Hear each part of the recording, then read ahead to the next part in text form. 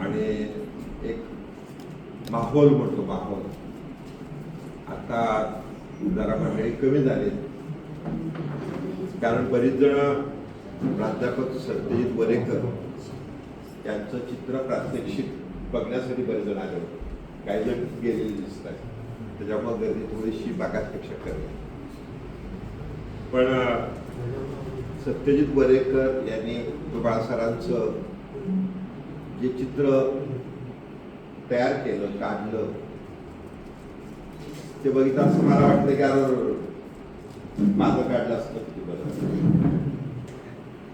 हे जे आहे ना, ह्याच्यामध्येच वरेकर सरांचं यश आहे, त्याच्यासाठी सर्वांनी एका टाळ्या वाजवल्या.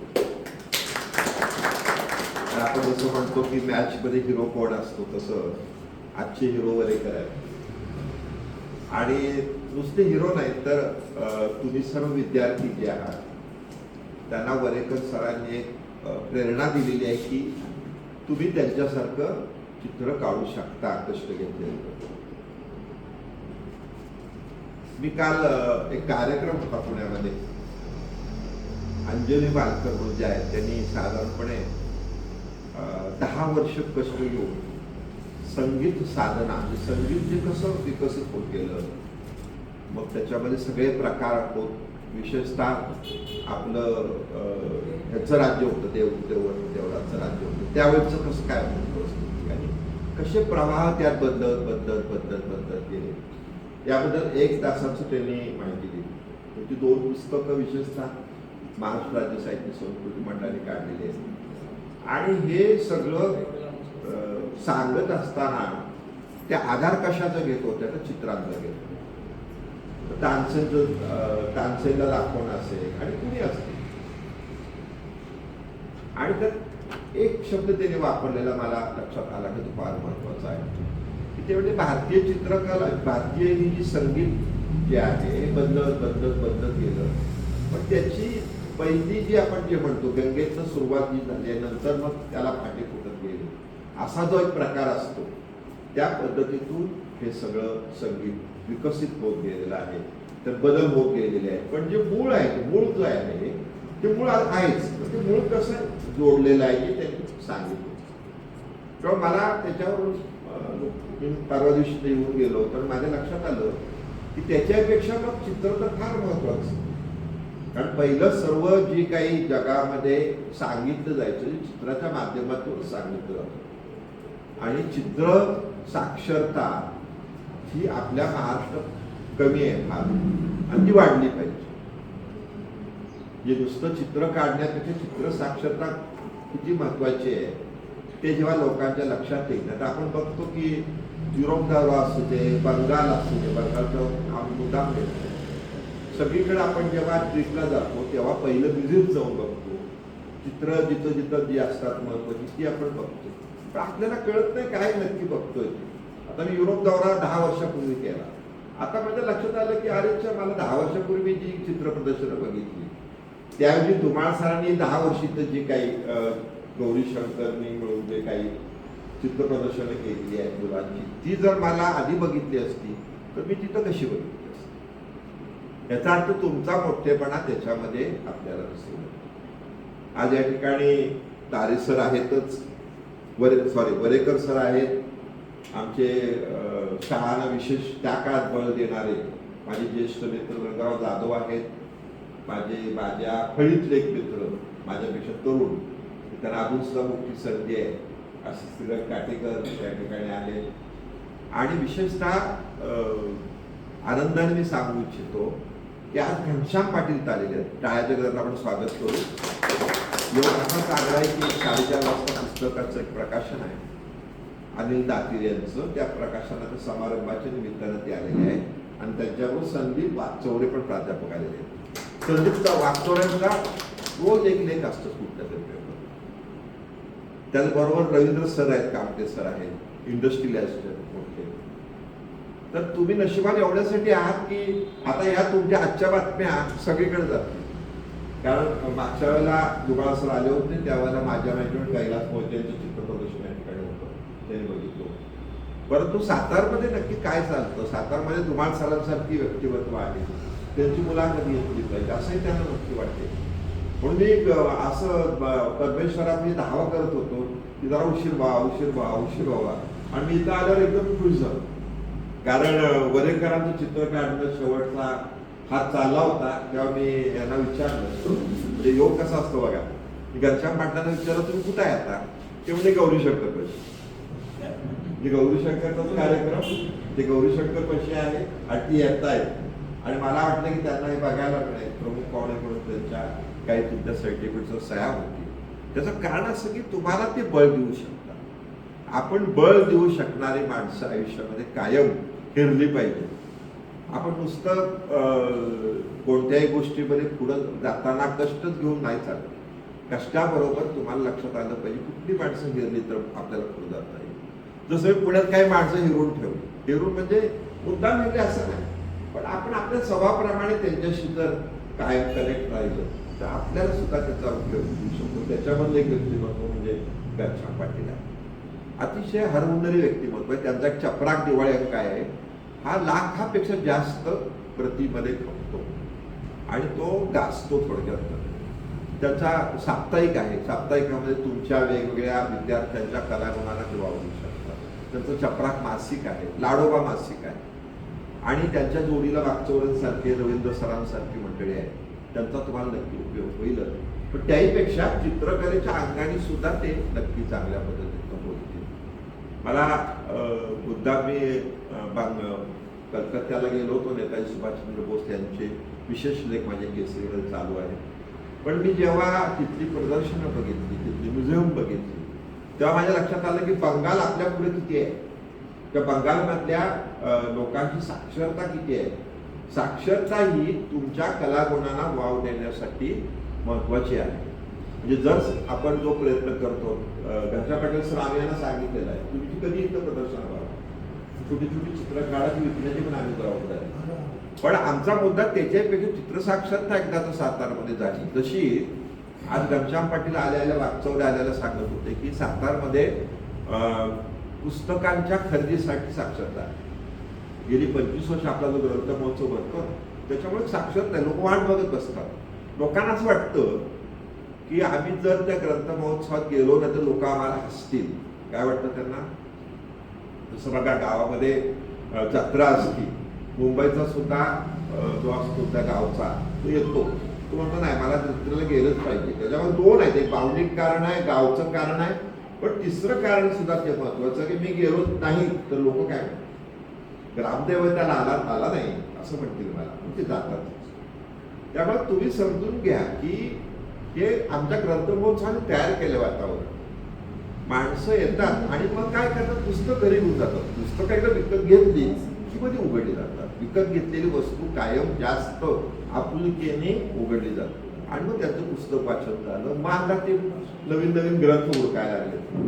त्याचं एक उदाहरण तुम्हाला मी देतो आणि मी माझं मनोगत संपवतो. मी एक आता निवडणुकीला उभा होतो, काही मतांनी मी पराभूत झालो. आम्ही कमी पडलो प्रयत्नामध्ये पुण्यामध्ये. पण मला एक ब्रह्मे म्हणून भेटले, त्यांनी मला चिवी जोशींची आठवणी सांगितलं. चिवी जोशी म्हणजे विनोदी लेखक आहेत, ते वाचाते विशेषतः. ते सयाजीराव गायकवाडांच्याकडे होते 30 वर्ष आणि ते सांगितलं की तो पुस्तक मी खरेदी केली. तर त्यातलं एक ते कालच माझा एक लेख लिहिला त्याच्यामध्ये आलेला आहे की आपल्याला काय समजतं. तर सयाजीराव गायकवाड बडोद्याची म्हणजे मराठी माणसासाठी प्रचंड तिने काम केलं. खरं फुले शाहू आंबेडकरांबरोबर त्यांचं टिळकांचं नाव घेतलंच पाहिजे असं सदानंद मोरे कोणत्याही ठिकाणी म्हणलेले आहे. तर त्यात त्याने एक आठवण अशी लिहिलेली आहे की 1932 साली कोल्हापूरला होणाऱ्या साहित्य संमेलनाचे अध्यक्ष म्हणून सयाजीराव गायकवाडांची निवड झाली. तर सयाजीराव गायकवाडांनी चिवी जोशीला सांगितलं तू माझं भाषण तयार कर आणि मला मसुदा आणून दाखव. तर चिवी जोशींनी असं ठरवलं की आपल्याला ज्या राजाने एवढी नोकरी दिली आपलं ते केलं आणि ते प्रचंड हुशार होतं, तर त्यांचं भाषण हे गाजलंच पाहिजे.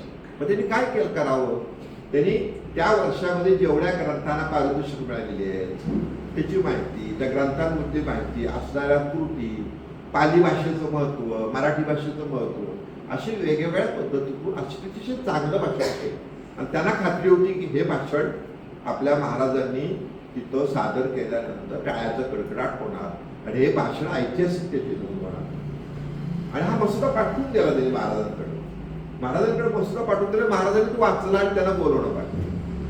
अहो म्हटलं, चिवी जोशी हे भाषण तुम्ही लिहिलंय ते मी माझं लिहिलंय का तुमचं लिहिलंय? मी भाषण करणार आहे ना, तुम्ही माझं नाही भाषण लिहिलेलं, तुमचं लिहिलंय. तुम्ही नाटकामध्ये काय करता म्हटले, नाटकामध्ये पात्र असतात, त्या पात्राला तुम्ही काम देता, त्याची योग्यता बघता आणि त्या योग्यतेप्रमाणे त्याला तुम्ही डायलॉग देता, काम देता, सगळं करता.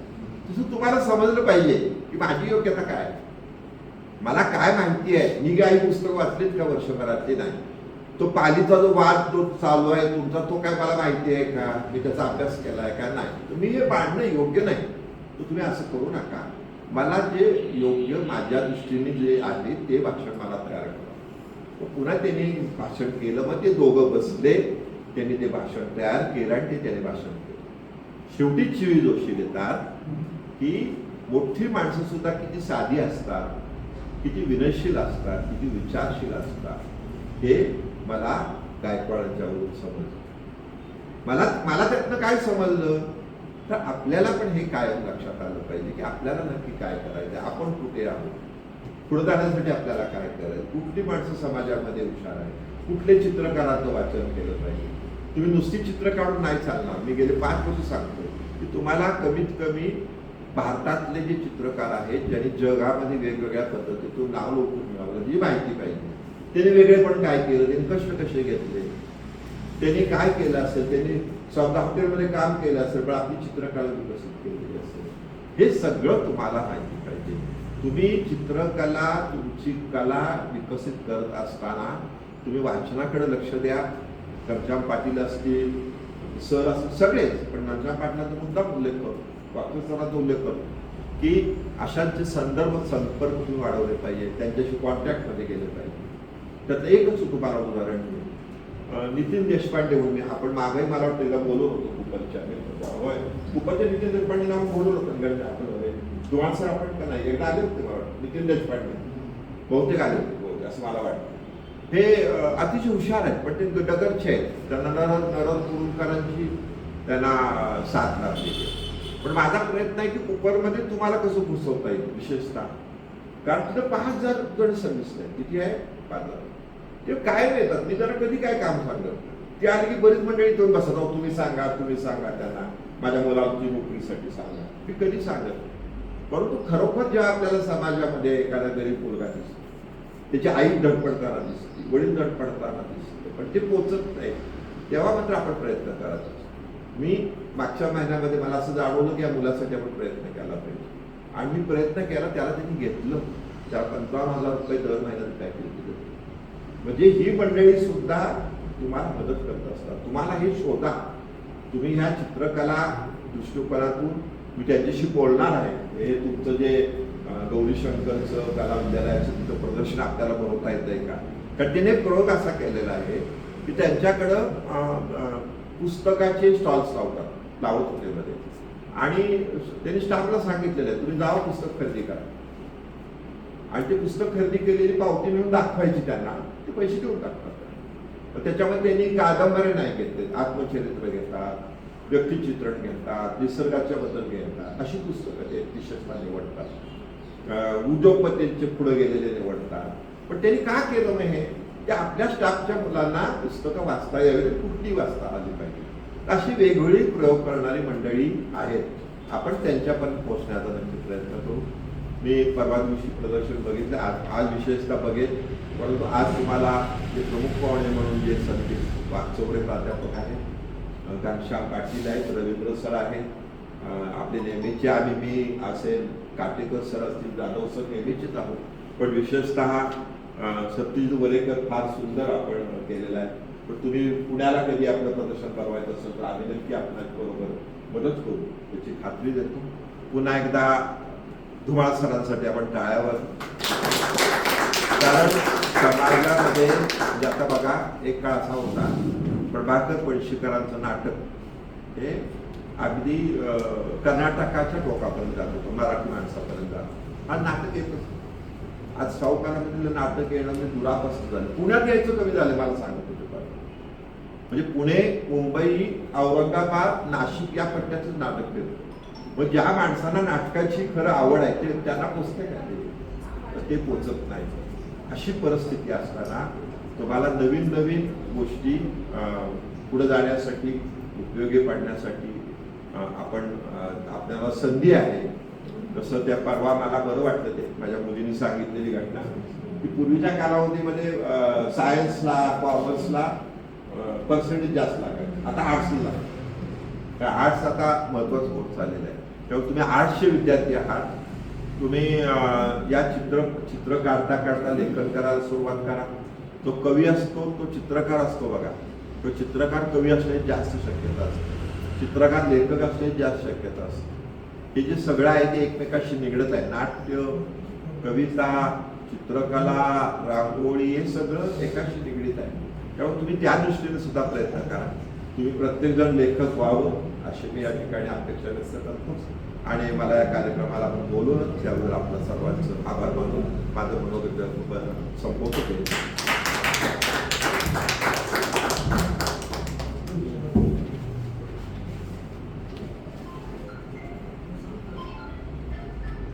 माननीय श्री श्रीरंग काटेकर सर, मी यांना विनंती करते की त्यांनी आपलं मनोगत व्यक्त करावं.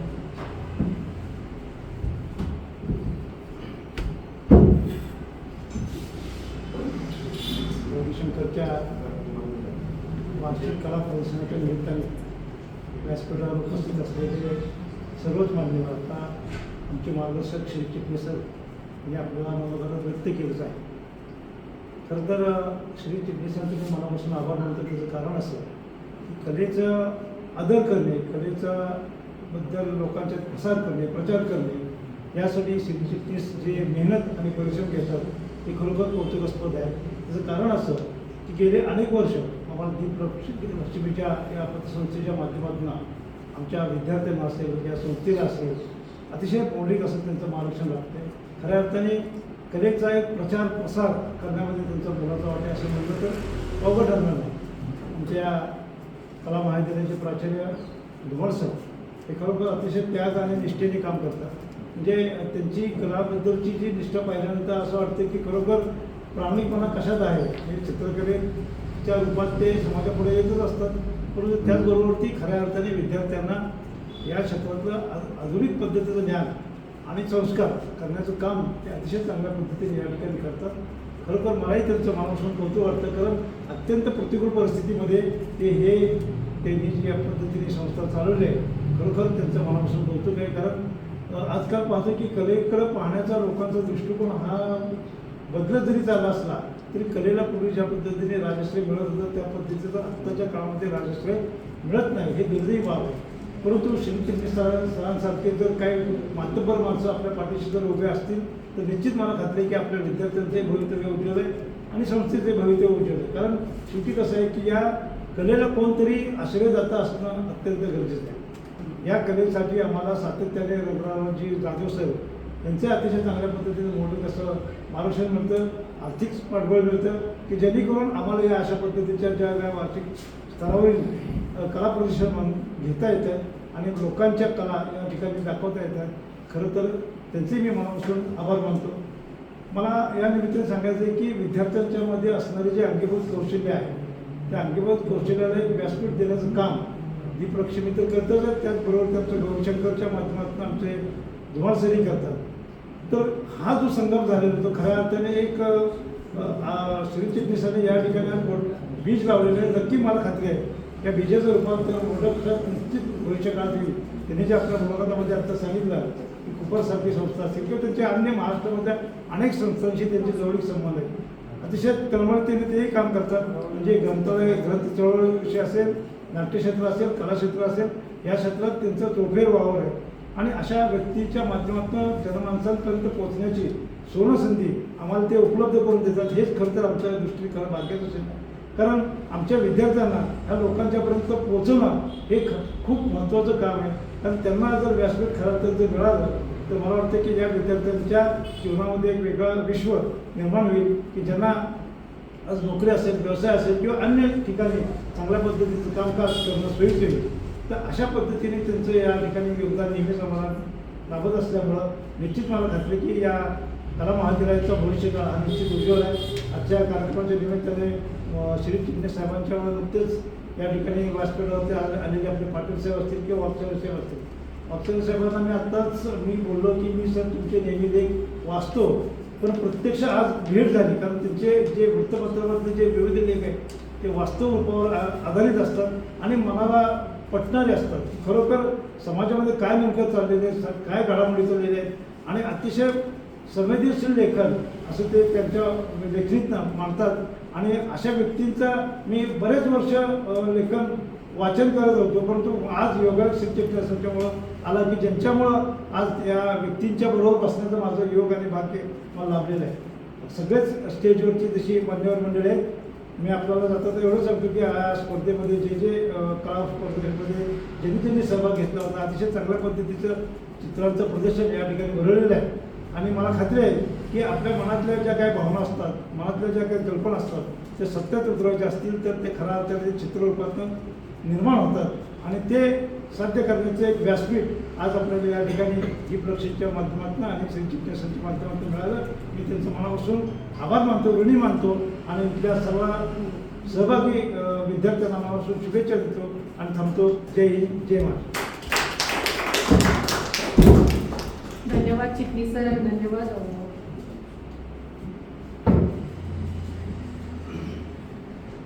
धन्यवाद चाटेकर सर. मी माननीय श्री रंगराव जाधव यांना विनंती करते.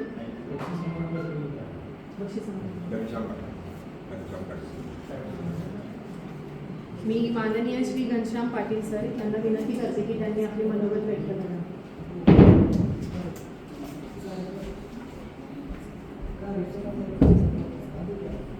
आदरणीय Shri Chitnis sir, Katikar sir, Jadhav sir, Varekar sir, Dhumal sir, Kamte काका, उपस्थित सर्व मित्रांनो, आज एका छान कार्यक्रमाचं साक्षीदार होणार जे सरांनी संधी दिली त्याबद्दल आभार मानतो. आपल्या सगळ्यांना शुभेच्छा देतो. चित्राविषयी बरीच चर्चा सुरू आहे.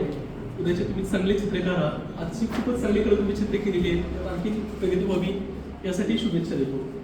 आज काही करणार नाही, पण एका चित्रकाराचा अनुभव सांगायचे म्हणायचे. मोहन जाधव हे नाव तुमच्यापैकी कुणी ऐकलंय? मोहन जाधव चित्रकार. ओके. मोहन जाधव हे पुण्यामध्ये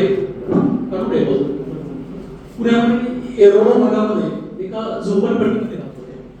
अतिशय गरीब परिस्थिती, पण प्रचंड ताकदीचं चित्र. त्यांनी पुणे शहरावर एक चित्र काढण्याचा एक प्रकल्प हातामध्ये घेतला. म्हणजे पुण्यातले जे ऐतिहासिक ठिकाण आहेत, शेगावगड आहे, पर्वती आहे, तळजाई, सिंहगड, आणि त्यासाठी प्रचंड फोटोग्राफी केली. वेगवेगळ्या अँगल्सने खूप फोटो काढले. म्हणजे शनिवारपर्यंत फोटो त्यांना असा होता की माझ्या तिची तलवार आहे त्यापेक्षा श्रीवानवर दिसायला हवाय. त्यासाठी 6 महिने फोटोग्राफी करत होते. एक फोटो त्याला मिळाला आणि त्या फोटोच्या आधारे त्यांनी खूप चांगली चित्र काढली. पुणे शहरावर इतकी सुंदर चित्र काढण्याचा हा एकमेव उपक्रम कदाचित असेल. मग ते ठरवलं की या चित्रांचं आपण एक प्रदर्शन करूया आणि त्याचं एक पुस्तक छापलंय. मग पुस्तक छापण्यासाठी अनेक प्रकाशकांची गणिमिटी घेतल्या. मात्र सगळी रंगीत चित्र होती, मोठ्या आकारात करायचं होतं. एक लाईट समोर मी चित्र लावले या साईजचं ते पुस्तक करायचं होतं. त्यामध्ये त्यांनी चित्राविषयी 5-6 मिनिट मराठी बसलो आणि त्यात खाली इंग्रजी अनुवाद सुद्धा असं छान काम केलं. मात्र हा एक खर्चिक प्रकल्प असल्यामुळं कुठल्याही प्रकाशक हे काम करायला तयार नव्हतं. कुठेतरी एक प्रकाशक भेटला, त्यासाठी ठीक आहे आपण करूया. प्रकाशकाने होकार दिल्यानंतर ते बालगंधर्व समस्येचे कलादार नाही ते आरक्षण केलं 3 दिवसासाठी.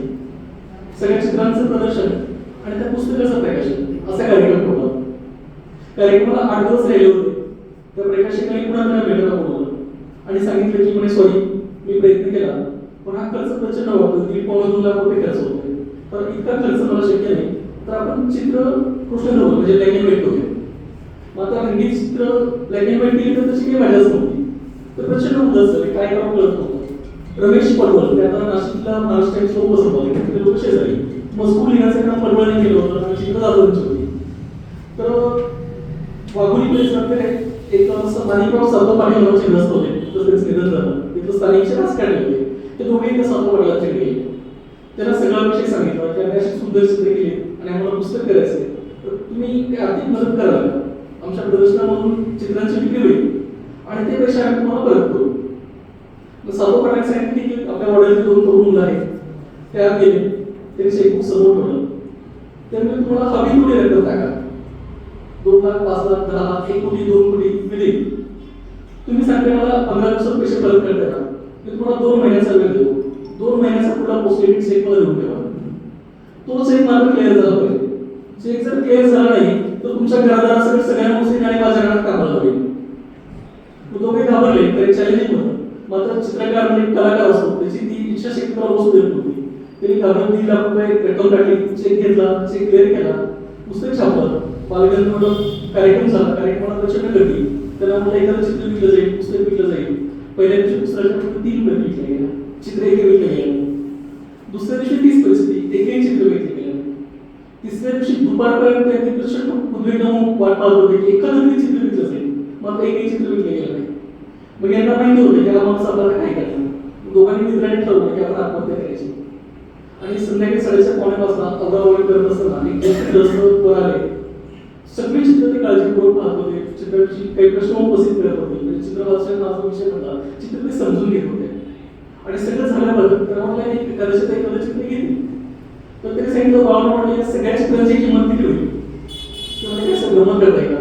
काय म्हणजे सगळ्या चित्रांची किंमत किती होईल सांगा. मग यांनी घाबरून सांगितलं 20 लाख रुपये होते. त्यांनी ताबडतोब 25 लाख रुपयाचा एक चेक दिला.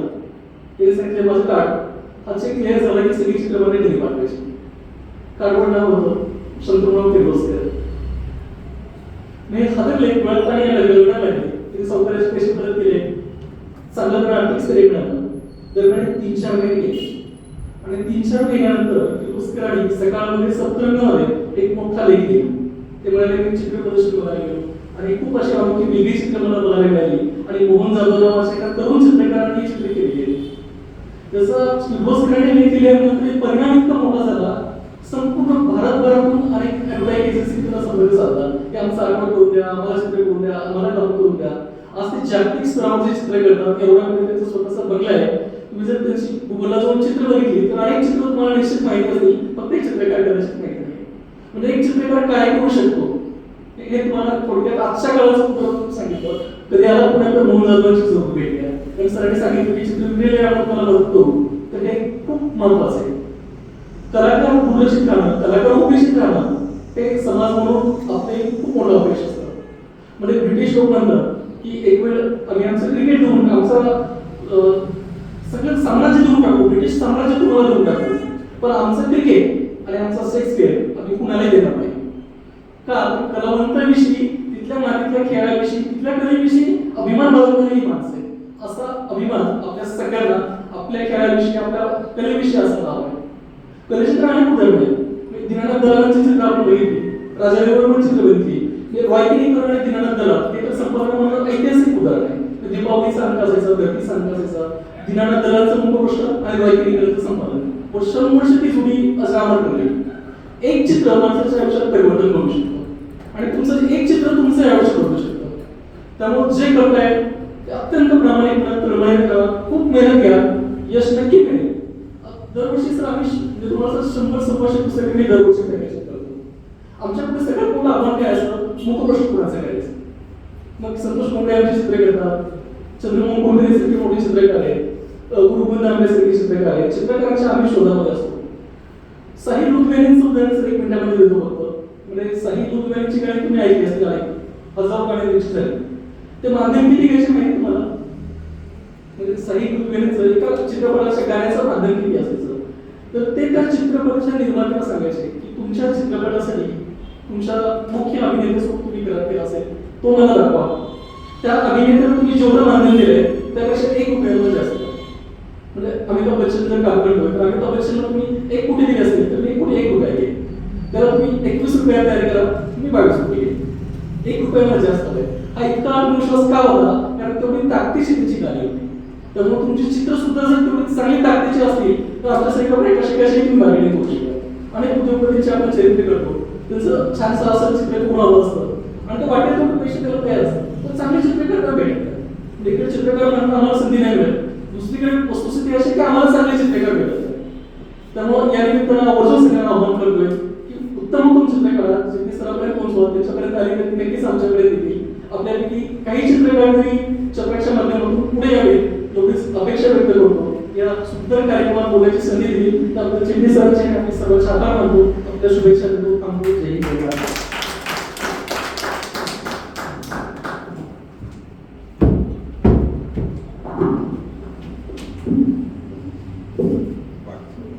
धन्यवाद सर. मी माननीय श्री संदीप वागचौरे सर, लेखक व प्राध्यापक यांना मी विनंती करते की त्यांनी आपले मनोगत व्यक्त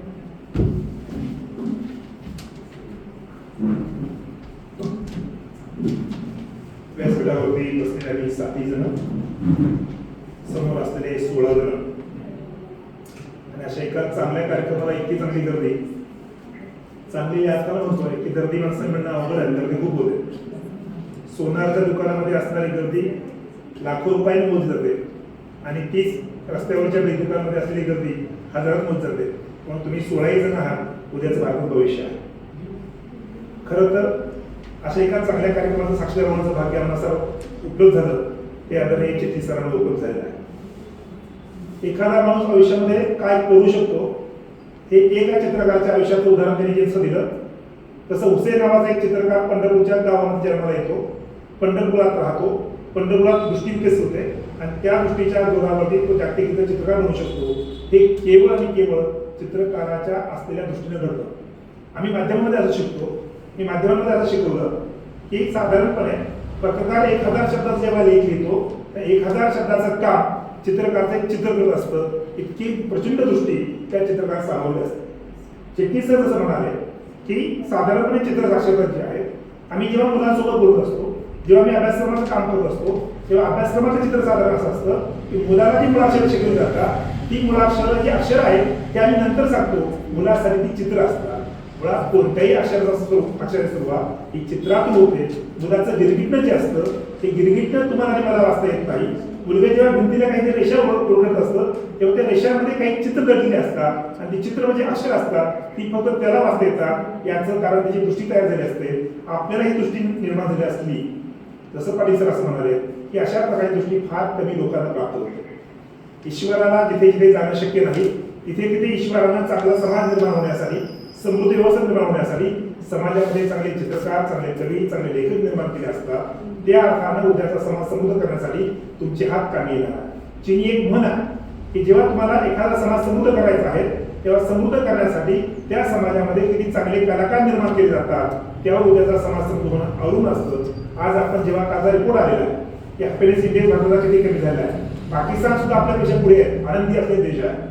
पाकिस्तान सारखा अत्यंत गरीब देश हा आपल्यापेक्षा अधिक आनंदी आहे. आपला क्रमांक 134च्या आसपास आहे, 138 पैकी 100 काहीतरी आहे, यातून फारच खाली आहोत. याचं कारण हॅपीनेस इंडेक्स कमी होतोय, त्याचं कारण आमच्याकडे दृष्टीचा अभाव निर्माण होतोय. आम्ही ह्या चित्राकडे चित्रकारांचा जो भाव ओतलेला आहे, जी दृष्टी निर्माण केली आहे ती आम्ही स्वतःला निर्माण करू शकतो नाही. आम्ही पैशाच्या मागे लागले आहोत, सुखाच्या मागे लागलेलो नाही आहोत, आनंदाच्या मागे लागलो आहोत, आम्ही पैशाच्या मागे लागलो आहोत.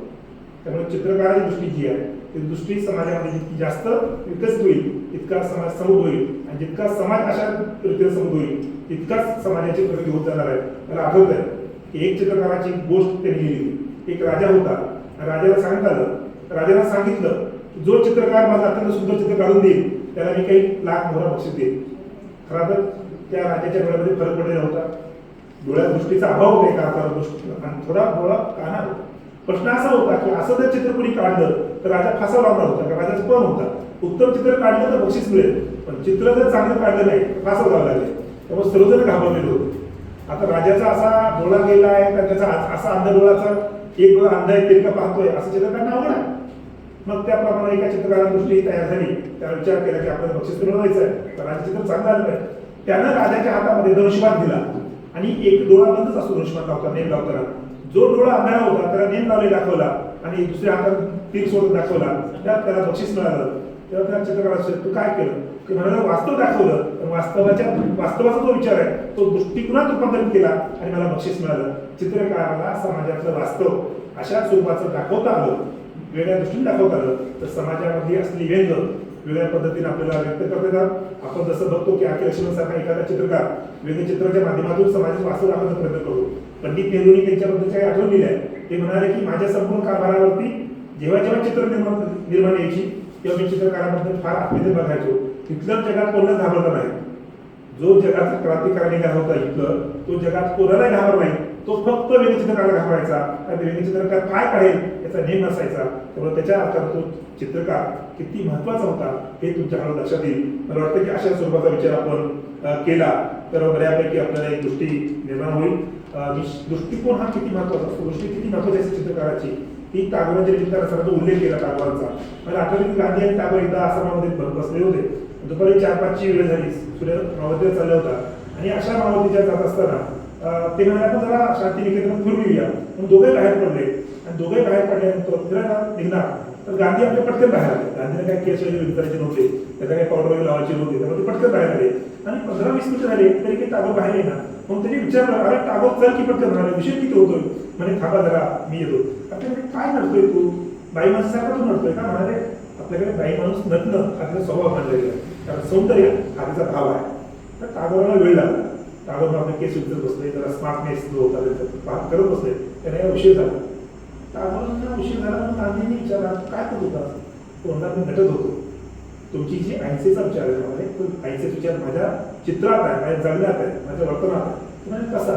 तर ते असं म्हणाले, कोणत्याही माणसाच्या समोर आपण जेव्हा जातो तेव्हा आपण सुंदर रीतीनं पुढे गेलो, त्याच्यासमोर सुंदर रीतीनं आपण गेलो तर त्याला समोरच्याला आनंद होतो. आपल्याला पाहिल्यावर, आपलं चित्र पाहिल्यावर समोरच्याला आनंद होणं ही अहिंसा, आणि आपल्याला पाहिलं तेव्हा दुःख होणं ही हिंसा. त्या अर्थानं मी जेव्हा शांतिनिकेतनात फिरत जाणार आहे तेव्हा 10-20 लोक भेटणार आहेत, त्यांनी माझ्याकडे पाहिल्यावर मला आनंदानं त्यांनी पाहावं, मला पाहिलं तर आनंद व्हावा, अशा दृष्टीने तयारी करत होतो. मला वाटतं चित्रकाराने सुद्धा आपलं चित्र असं रेखाटावं की समाजामध्ये आनंदाचं वातावरण निर्माण व्हावं. अशा प्रकारे दृष्टी जर आपण निर्माण करू शकलो तर मला वाटतं एकूणच समाज आनंदी होऊ शकेल. आणि समाज आनंदित निर्माण करणं यासारखं दुसरं पुण्य करणं नाही. परमार्थ जो आहे आपला एका अर्थानं, अध्यात्म जे आहे आपलं ते अध्यात्म तेच आहे. मी नेहमी चित्रकाराच्या आयुष्यात ज्या कथा वाचतो किंवा चित्रकाराचे चरित्र वाचतो तेव्हा ते चित्रकार नेहमी एकाग्रतेने पाहिल्या जातात. ऋषीमुनीचा जीवनचरित्र वाचतो तेव्हा सुद्धा एकाग्रता साधना करतात. चित्रकाराची साधना म्हणजे अध्यात्म आहे. विनोबाजी जे सांगत होते की स्वतःमध्ये डोकवत राहणं म्हणजे अध्यात्म आहे. तुम्ही चित्रकार स्वतःमध्ये डोकवत राहता, सतत विचार करत राहता, स्वतःचा अंतःकरणाचा विचार करत राहणं हे अध्यात्म आहे. त्या कारण तुम्ही सर्व चित्रकार उद्याच्या ईश्वराचे म्हणजे ईश्वर असलेल्या भाविक जो आपण त्याला म्हणतो किंवा जे आपण ज्याला इकडच्या कारखान्यात भक्त म्हणतो अशा प्रकारचे उत्पन्नाचे भक्त तुम्ही ईश्वराचे असाल याची मला खात्री वाटतो. म्हणजे हे करतो.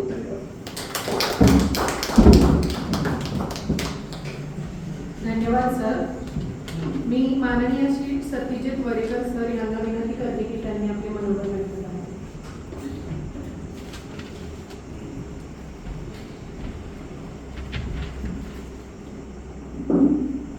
नमस्कार सर.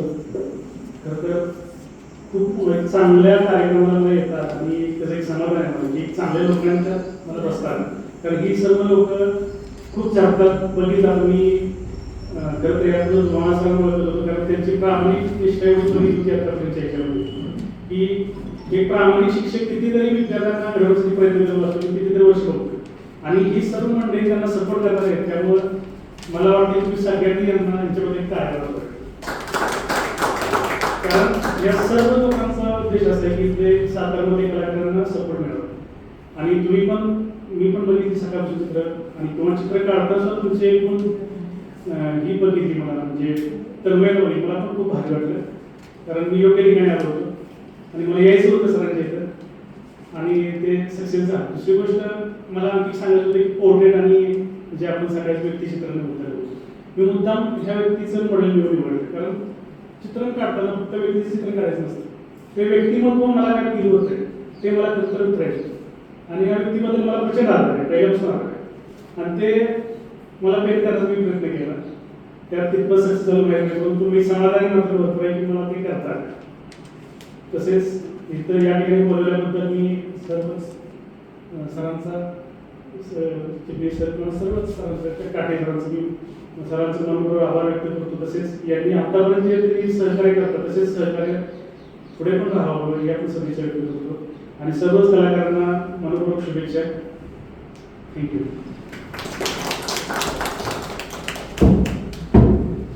धन्यवाद सर.